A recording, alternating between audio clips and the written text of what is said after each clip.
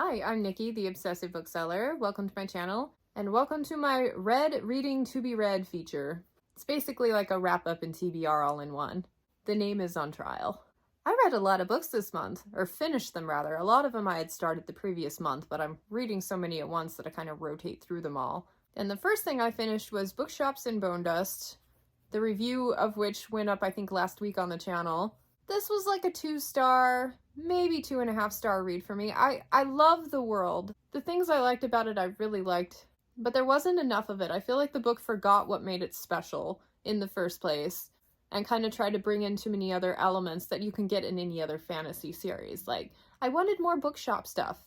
So that one was, like, I'm glad to have read more by the author, and I hope he keeps writing, but I didn't enjoy this one as much as I could have. Next up, I read Dragon Mage by M.L. Spencer, the heavy book.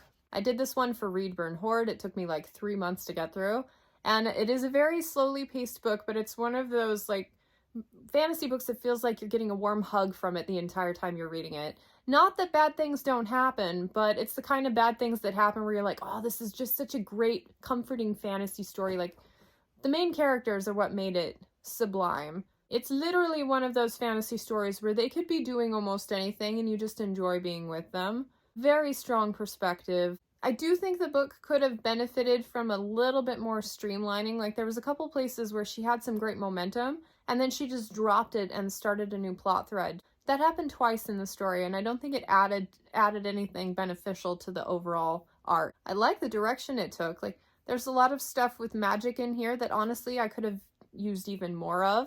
The dragons were kind of secondhand. Like, they really don't play a strong part in the story. So if you pick it up, no, it's more about the main character in a fantasy world than it is about any highlights from the world itself. I read Dead as a Doornail by Charlaine Harris, and I am becoming even more enamored with this series with each passing book. I think this is book 5.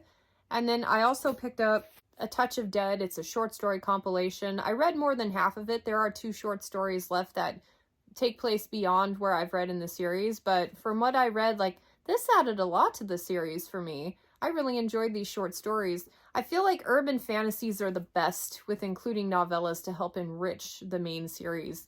Kate Daniels is an excellent example of that, and then the Dresden Files, even the short stories there added a bunch to the series as a whole. So yeah, I'm definitely being a completionist with this. I'm glad I'm reading it. It's one of those palate cleansers that I look forward between all these other heavy fantasies that I've been reading. I finished my reread of Fablehaven, Secrets of the Dragon Sanctuary. I didn't remember a whole lot about this book except for the last, 75% where they're actually in the Dragon Sanctuary. And it was all really good stuff. And I liked the story leading up to this point. This author, for me, I didn't notice it when the books were released a year apart or whatever, but reading a whole bunch back to back, he has certain writing things where he kind of over explains things, and he thinks about oh, if I explain it this way, then there's going to be some kid out there who finds a loophole, so I have to cover that loophole in my explanations of everything. He's loophole proofing his story to the point of ad nauseum, and I'm finding it a bit exhausting at this point. So he just thinks about everything. Well, if he's negotiating with a monster, then he's got to have all these contingencies in place, and he's got to make sure that they can't find a loophole around what he's talking about. And so yeah, it's a lot, almost pedantic to the point. But the Dragon Sanctuary was my favorite aspect of the series the first time I read it through, and knowing more about what's actually happening adds another layer of fun to the story because I've already read it, so I know the big reveals, if you will. So really enjoyed my reread of that one. I haven't picked up the final one in that initial 5-book series yet, but I plan to read it soon. I finally finished The Fourth Wing by Rebecca Yarros, just in time for the 2nd book coming out soon, I guess. This book was a lot of fun, particularly because of the dragons. The dragons make the series, and I thought the audiobook was exceptionally done. The main narrator was great. I did notice that everything was level 10 excitement all the way through the book. So much drama. So much drama. It's kind of good that I read it in starts and stops because it gave me a break from that level of energy. And then the end, the narrator took like this huge breath and like sustained it for like 3 hours. It was a lot. This is one of those books where if I get off my analytical high horse, I say, was a fun read. I really enjoyed it. I still don't like the basic premise of the story. I think it's stupid. I don't think this situation would have been made possible with any rational thinking leaders. And even knowing like what, like the entire book and a whole bunch of things that were revealed throughout the book, I still don't buy it. I don't like it. So the premise of her entire story and all of her conflicts just aren't working for me. But that aside, the dragons are freaking cool. Did I mention the dragons? They make the story. The end half of the book kind of forgot about the dragons a little bit, and I missed them in there. I feel like that was the shining point of the story. But the shining point of this story, I think, is supposed to be the relationship, and that's kind of what took over everything else. That's kind of what all of her thoughts go to the point where you forget she has a dragon sometimes. So if you like full-on love story, I imagine, like, I've heard that Sarah J. Maas has a lot of sexual content in her books, and a lot of people really love that. It's called fairy porn. Don't demonetize me. And so I imagine if you like that, you will absolutely love this. There were elements, I read up to book 3 of the Throne of Glass series, and that particular book has so many similar elements to what is going on in this one that I just think it's a great crossover. So if you're a Sarah J. Maas fan, you probably would like this one. Incidentally, I like Sarah J. Maas's stories, but her characters, they were just so inconsistent for me. Like, what they thought and what they did were two completely different things, and I just, like, I needed more logical progression, and it bothered me that I couldn't find that in that series. So that's why I stopped reading. And I found the same thing in that and her first book in the Thorn. There was like a retelling of Beauty and the Beast, or like a Thorn and Rose, whatever, that one. Anyway, back to Fourth Wing. I think I'm landing at a 3-star. There were 5-star elements and there were 1-star elements, and they kind of balance themselves out, so we'll see. I finally finished Children of Dune by Frank Herbert. It's book 3 in the Dune series, and I didn't like it as much as the first one, but I liked it better than the second one. There's a lot of like weird elements going on in here that, I don't know, like, it totally fits the atmosphere of the Dune world. And I really liked a lot of the character arcs in this story, and I love that it brought it back to like a biological standpoint. Like, the world itself has stakes in the story. I think that's probably my favorite part of the series as a whole, honestly, is the atmosphere or whatever. But I'm nervous to pick up the next one because I have an inkling of where it's going, and yeah, we'll see if I continue to enjoy it. I like the basic writing. I like that the author gives you the villain's perspective, like tells you what the evil plot is, and somehow it doesn't ruin the story. And it's not like lame villains where they're just thrown in there for like, wah-ha-ha. This is one of those series where you really feel like the villains could win. And that's what makes it so interesting. Overall, enjoyed that. I'm amazed that I'm reading and enjoying Dune at this point, given how long I avoided the series. So yeah, we'll be continuing the next one sometime in December. I read Grace of Kings by Ken Liu with my patrons, and so my patrons were kind of all over the place with this one. I think I liked it most out of all of us. Possibly Mike liked it a little bit more. About halfway through the book, I was interested. I really enjoyed the story, but I wasn't sure, like, I don't know. Like, it's such an unconventional way to tell a story, and it jumps around a little bit, and you get connected to people, and then it kind of like gets flipped on its head, and it's just really weird, really unconventional. It does take about halfway through the story before you finally get into a flow of things. I did the audio for this one, and it was narrated by Michael Kramer, and I think that only did it favors. Like, it really was a strong narration. But the thing about this one, like, I usually get fed up when things are a little bit too convoluted to follow.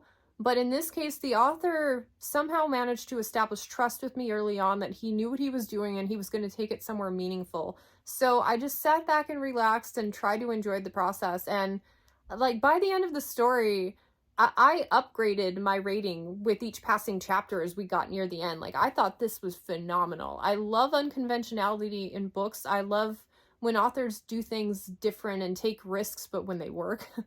I'm a sucker for really good world building, and I thought the world building in this one was especially good. Like, just so cool. So unconventional. Did I mention that? I'm landing at like a 4.5 out of 5 stars. This was a strong introduction, and at the beginning of the book I would have said like a 2 or a 3 star, so it is definitely one of those that grows with time. Looking forward to the next one for sure. And finally, I read Beach Read by Emily Henry. This is my kind of romance, like realistic. The conflicts in it don't seem particularly forced to me. They seem realistic. Like I felt the pain. I felt the main character's pain. I felt her elation. I felt very connected to it, and it is so intelligently written. And even though the characters make mistakes, never do you think, well, that's just idealistic BS, and that would really never happen in real life. And even if it could, it's happening to a character that I can't respect because of the choices she's making. Like, none of that takes place. Like, that, in contrast to the romance in the Rebecca Yarros book, the romance here just feels organic, and I loved it. I've also read Book Lovers by the author, and she's a new romance favorite. Like, and here's the thing, like, romances have a tendency to ignore everything but like the main focus, the person of lust. But in Emily Henry's books, like, they're real people with complex relationships with other people, and everything has a bearing on what's going on in their love life. So, like, if you're not getting along with your family, it changes how you behave towards everyone else. Like, I don't know, like, it's just superb. I love this author's writing. I am waiting for People You Meet on Vacation. I'm probably going to pick that one up within the next couple of months. So, yeah, love that author. So now let's look at currently reading. I have a lot of really good books going right now. I'm kind of culled the herd and DNF'd a bunch that I wasn't really enjoying. But yeah, this is my currently reading shelf. I've still got Cassiel's Servant going by Jacqueline Carey. I think I was reading this one at the end of last month as well. It's been one that I've been very slowly working my way through. But if you're a fan of the Phaedre trilogy, I think you will enjoy this one immensely. It adds so much richness to the story because Jocelyn's perspective, like, he's so... and he keeps everything so close to his chest that you really don't get to know the character very well, except through how other people see him. And he's just such an interesting and dynamic character. It's one of my favorites of anything that I've read, to be honest. And so I think this prequel kind of in tandem alternate perspective thing is working incredibly well, adding to the story. The only thing is like, I don't think it's representing Phaedre very well, the main character in the Kushiel's Dart series, because we already know and love the character from there. So if you were to start with this one instead of reading that one first, I don't think you would have as good of a connection to that main character in that series. So I think you should definitely read that trilogy first if you're considering reading in this world. But it's just, this is awesome. I'm about a third of the way through and really savoring every page. It's golden. Like, I love how much it's adding to the series. I'm still reading Empire of Silence by Christopher Ruocchio. I'm about halfway through the book. And again, this is one of those where I feel like I should just drop everything else and continue reading all the way to the end. Like, I feel like I would just breeze through it. It is so good. But I have projects and other things going on, so I don't have that kind of time. So I'm just hitting it a chapter here and there. But it's like everything I say I love about stories and world building and character development, prose, it's all there. This book is a beautiful combination of every element that makes stories work well. And I hear the end half of the book only gains momentum and gets better and better. So what's not to love? So yeah, I almost didn't pick this one up. So thanks, Felipe, for like pushing me in that direction, because I think that was the turning point where I decided, yeah, I think I might want to read that. Yeah. Loving it. This has the potential to be an all-time favorite. Even just early on, I can already tell it's got everything. This author and I are going to get along. My patron Katie and I are reading A Time of Dread by John Gwynne. This is a continuation trilogy to the Faithful and the Fallen series. Several chapters in, I'm liking it so far. I'm unsure about it. Like, the writing is so well done. But I thought that the timeline between the first series and the second was like 1,000 years, but now I'm a little confused because it doesn't seem like it's been that long. I'm just excited to spend more time with John Gwynne's work, and this is kind of holding me off until another book in the Bloodsworn saga comes out. I think that's the right name of it. I picked up an e-arc of The Silverblood Promise by James Logan. I snagged it on a complete whim because look at that cover. And it was advertising things like if you like Lies of Locke Lamora and Joe Abercrombie, give this book a try. and seasoned book people know not to believe those taglines. So I admit my weakness with the cover here. So far it's nothing like either of those authors. Lies of Locke Lamora has this rich voice, like this very sardonic way of telling the story that just hits you right from the beginning and continues throughout the whole book. This book has none of that. The writing is good, but it's not anything particularly memorable.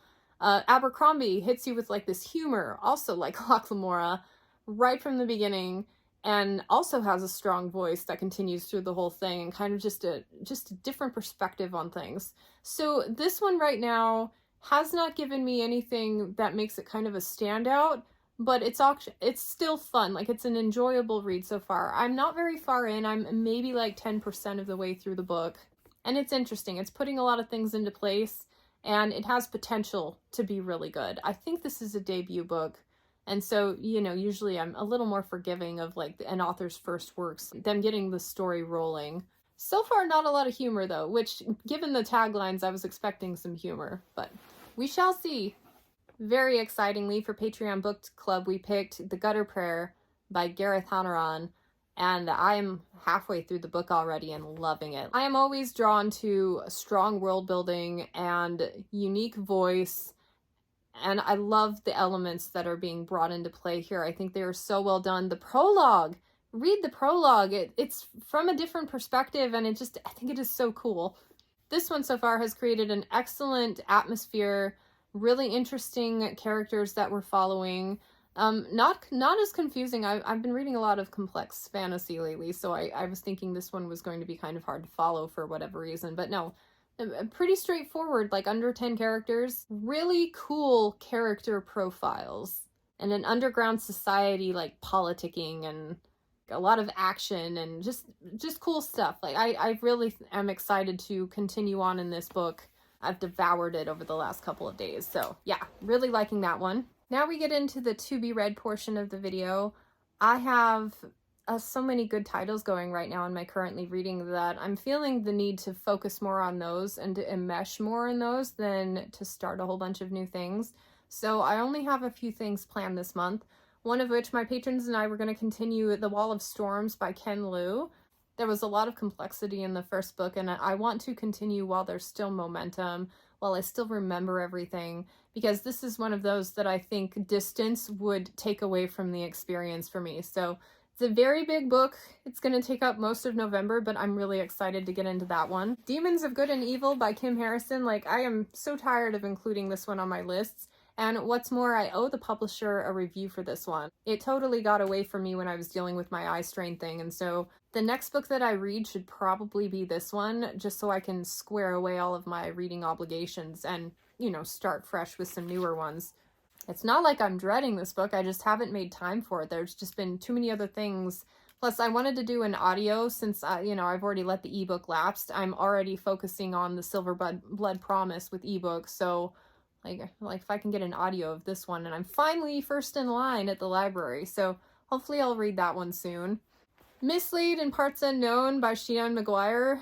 Also a review obligation that I just haven't made time to pick up, but I would like to start that one sometime soon. Have you heard of Wayward Children? Because it's a really cool story. It's like a series of novellas, kind of a magic school setting, but it's a place for children to go who are kind of misplaced from their own worlds. Like, they needed somewhere to go, and they found these doors and they took them to other worlds, and then when they come back from those other worlds, they end up at the Wayward School because no one in main society believes them. So it's this whole thing, and it's really creative. I like some books more than others, but the ones that I liked, like I really liked. The Goblin Marketplace one was still my favorite. This one has a picture of dinosaurs on the cover, and I really want to go to a dinosaur world. I think it would be so cool.